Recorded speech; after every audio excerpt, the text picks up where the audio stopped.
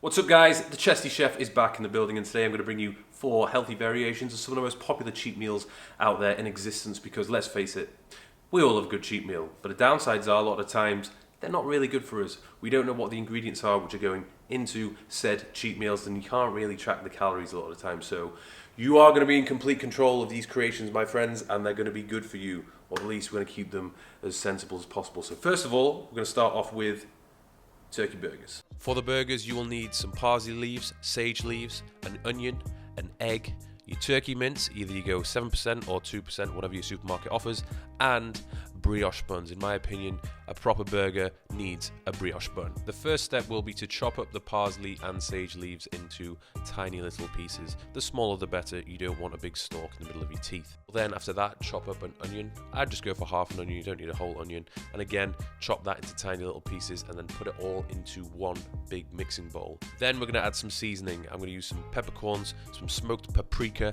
then I'm gonna add some garlic granules. You can add some chopped garlic if you want, but I was feeling lazy. And then 1 whole egg, and then you're gonna mix it up with your hands. Once everything is evenly mixed, you're gonna shape them into patties. I got 4 patties worth. You can do 5, but they'd be thinner and smaller, obviously. And then you just wanna gently tap them as if you're playing the bongo drums or your partner's buttocks. Then I'm gonna preheat a pan and lube it up with some fry light oil. I could use olive oil, but I'm trying to keep calories low on this one. And then we're gonna gently sear each side of the patty for about 3 minutes or so. Just make sure you don't cremate the hell out of it because it's obviously gonna ruin your burger. The rest of the cooking will be done in the oven, so I'm gonna put the patties on a sheet of non-stick baking paper and put them in the oven for about 10-15 minutes. I recommend you do this if you want that extra touch.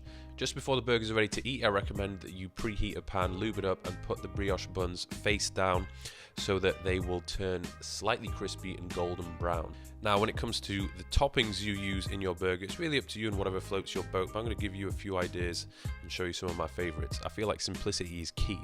This one is the fried egg burger. We've literally just got a fried egg on top with some leafy greens. Make sure the yolk is still runny for that extra effect. The next one, we've got some caramelized onions with a little bit of grated cheddar cheese and again, some leafy greens. And the final one, this one's a bit naughty. We've got caramelized onions and peanut butter.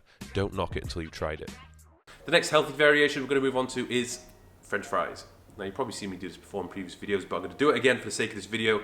And in today's example, we're going to use sweet potatoes. You could either do fries or wedges, it's completely up to you. Obviously, if you want the fries, you're going to have to chop up the sweet potato into smaller little pieces so they resemble some shape of a fry.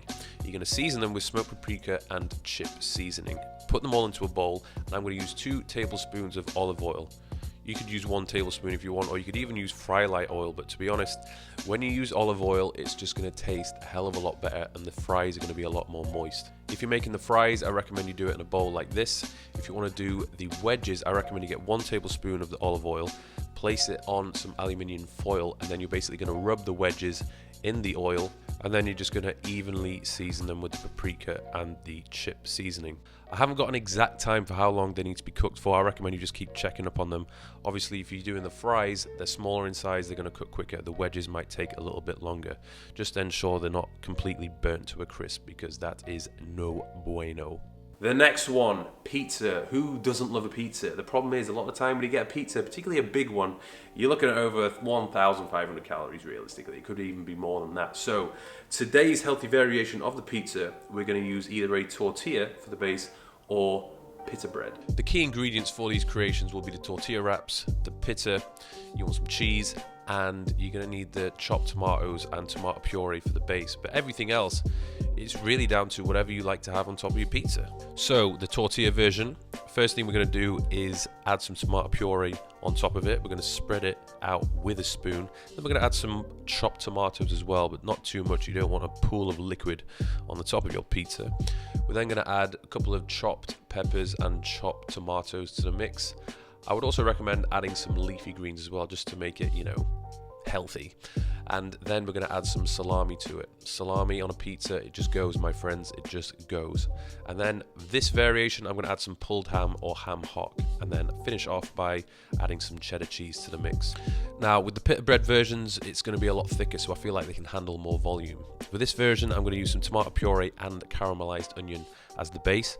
Add some chopped peppers, add some tomatoes, add some leafy greens, some salami once again, and then this time around I'm going to load it up with some chicken. So this one's going to be higher in protein without a doubt, and then just a little bit of cheese on top. And then we're going to put both of them in the oven, but you only need to do it for a couple of minutes. We just need to heat it up and melt the cheese because everything's pretty much ready to eat as it is anyway. So just make sure you keep checking on it and don't cremate the hell out of it. And there we have it. A truly wonderful and simple creation there. The calorie content of these can vary from anywhere up to 400 to 600, which is pretty impressive considering most pizzas are over 1,000 calories. It really is up to you guys what you want to use as the ingredients for the toppings of these tortilla pizzas and pita pizzas, so go wild and be creative, my friends. If you wanted to, and the tortilla's soft enough, you could even roll it up into an actual wrap, which also is unbelievable and, to be honest, is easier to eat. The final healthy variation is dedicated to everybody out there who has a sweet tooth. I myself have a ravenous sweet tooth, so these have been a little bit of a game changer for me, and it only requires 5 ingredients which you don't even need to cook. You just bang them in the freezer for 15 minutes and they're good to go. When it comes to the protein powders, I highly recommend bulk powders. I have a vegan blend at home and a beef isolate blend. With the vegan blend, I have an apple strudel. I feel like apple strudel really isn't going to go well with this mix, so I'm going to pass on that. The beef isolate, I've got chocolate peanut. That's going to go well with the protein balls we're going to use today, so I'm going to use 1 scoop of this lovely creation. If you want to get involved with some of the bulk powders, supplements, I highly recommend you use the link in the description or use my code Thurston. The 5 ingredients we need: peanut butter, dates, protein powder, oatmeal, and chia seeds. If you get pitted dates, then you don't need to remove the seeds. If it does have the seed in, obviously you're going to have to get rid of it. You can chop them up manually into tiny little pieces, the smaller the better, or you could put them all in a food blender. I used a smoothie blender, which is definitely not designed to do this. However, it did actually do the job. Once it's mashed up into a little gooey texture, you're then going to put it in a bowl and then add the rest of the ingredients. You're going to add 3 tablespoons of peanut butter, a tablespoon of chia seeds, 2/3 of a cup of oatmeal, and a scoop of protein powder. And then you're going to mix it all together with a wooden spoon. This is going to be a great forearm workout, guys. If it does end up being really dry, you can add a little bit of almond milk just to get everything to stick together for the right texture. Do be careful though, because if it is too runny, then you're not going to be able to shape them into the balls themselves. Once you've rolled them up into little balls, you're going to put them in the freezer for about 15 minutes and then they're good to go. I managed to get 7 balls worth out of all the ingredients I used. Each ball works out to be around 175 calories, so yeah, just be careful you don't eat them all in one go, because that's definitely what I did, and that's definitely over 1,000 calories.